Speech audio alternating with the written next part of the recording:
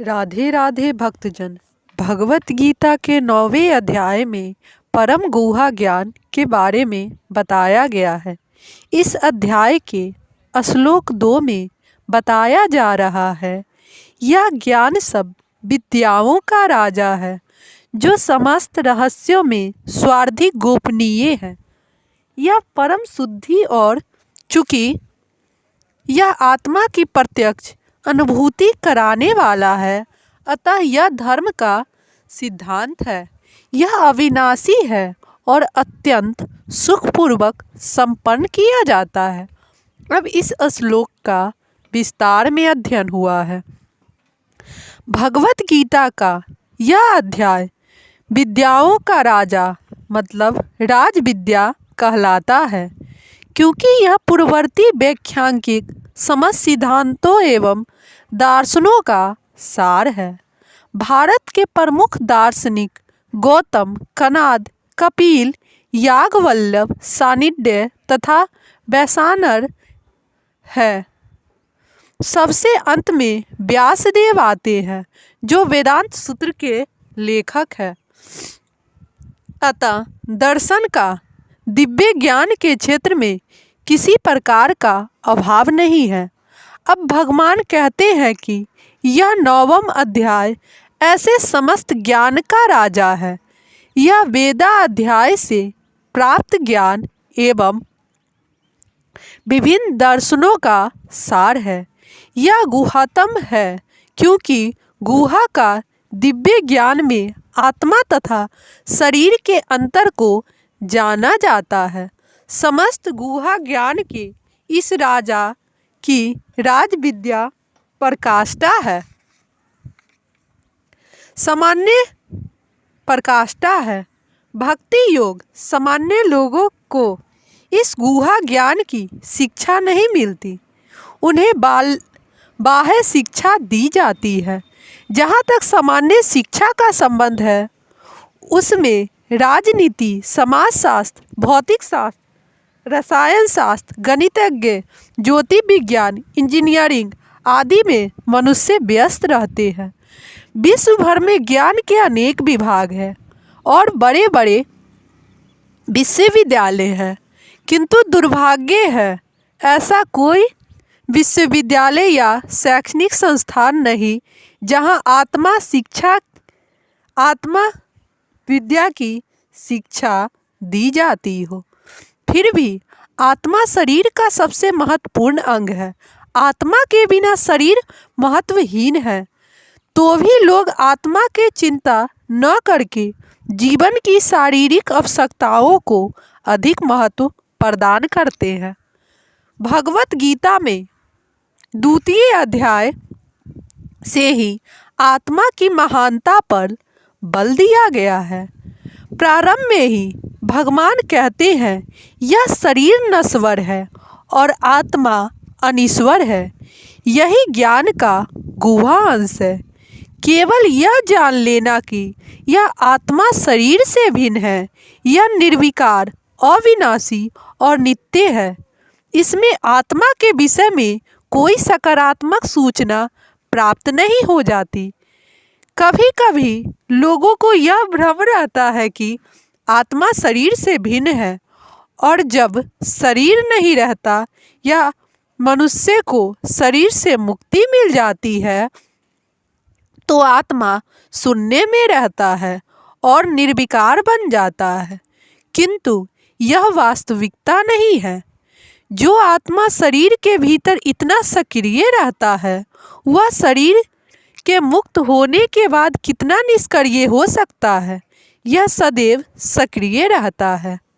यदि यह शाश्वत है, तो यह शाश्वत सक्रिय रहता है, और वैकुंठ लोक में इसके कार्यकलाप अध्यात्म ज्ञान के गुहतम अंश है। अतः आत्मा के कार्यों को यहाँ पर समस्त ज्ञान का राजा, समस्त ज्ञान का गुहतम अंश कहा गया है।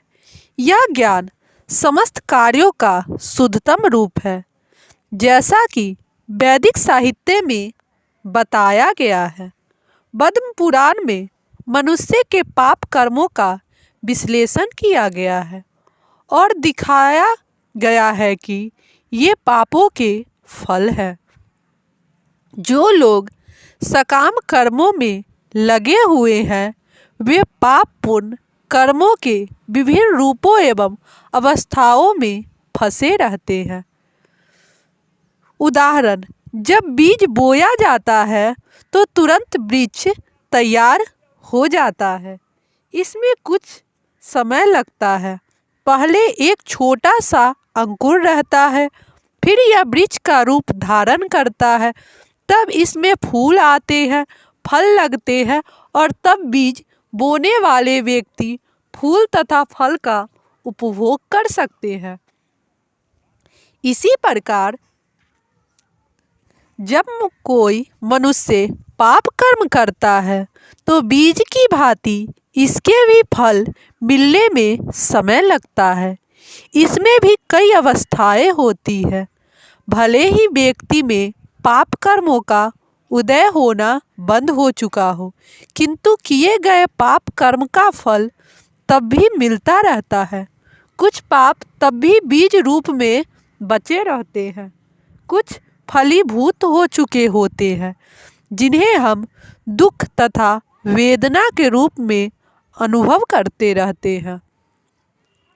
जैसा कि 7वें अध्याय के 28वें श्लोक में बताया गया है, जो व्यक्ति समस्त पाप कर्मों के फलों का अंत्य करके भौतिक जगत के द्वंद्वों से मुक्त हो जाता है, वह भगवान कृष्ण की भक्ति में लग जाता है। दूसरे शब्दों में, जो लोग भगवत भक्ति में लगे हुए हैं वे समस्त कर्म फलों से पहले से ही मुक्त हुए रहते हैं। इस कथन की पुष्टि पद्म पुराण में हुई है। जो लोग भगवत भक्ति में रत रहते हैं उनके सारे पाप कर्म चाहे फलीभूत हो चुके हो, सामान्य हो या बीज रूप में क्रमशः नष्ट हो जाते हैं। अतः भक्ति की शुद्ध कारणी शक्ति अंत्य प्रबल है और पवित्रतम उत्तम अर्थात शुद्धतम कहलाती है। उत्तम का तात्पर्य दिव्य है। तमस का अर्थ यह भौतिक जगत या अंधकार है और उत्तम का अर्थ भौतिक कार्यों से परे हुआ। भक्तिमय कार्यों को कभी भी भौतिक नहीं मानना चाहिए। यद्यपि कभी कभी ऐसा प्रतीत होता है कि भक्त भी सामान्य जनों की भांति रहते हैं। जो व्यक्ति भक्ति से अवगत है वही जान सकता है कि भक्तिमय कार्य भौतिक नहीं होते, वे आध्यात्मिक होते हैं और प्रकृति के गुणों से सर्वथा अदूषित होते हैं। कहा जाता है कि भक्ति की संपन्नता इतनी पूर्ण होती है कि